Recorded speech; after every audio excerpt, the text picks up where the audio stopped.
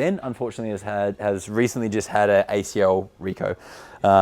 We dealt with his shoulder a few years ago. Now we decided to mix it up a little bit and deal with his knee. So the knee in itself is a super simple joint. It straightens, it pulls in, and there's a little bit of rotation. Very, very different to what we talked about with the shoulder. So very important, especially for ACL, for someone that's active. If you're older and later in life and you're not doing a whole lot of sports, you may actually not need to get an ACL Reco because a lot of people just don't need them. But if you're active and you're getting after it, it probably needs to be done. So early stages was just building up hamstrings and glutes to help offset the knee, and then just slowly building the range and the tolerable range in the knee.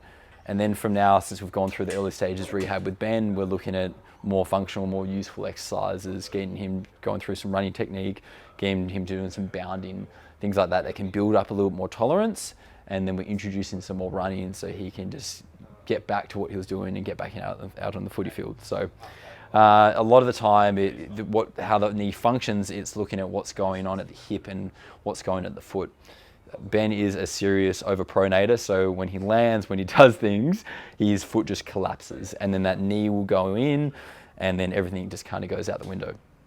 So we can look at the foot, try and get a little bit more proprioception and get him back a little bit more strength control through the foot, which is really important, but then also making sure the glutes are strong in useful ranges. So when we're landing, these suckers are switching on to reduce how much that knee comes in, and then thus reducing how much pronation there is in the foot.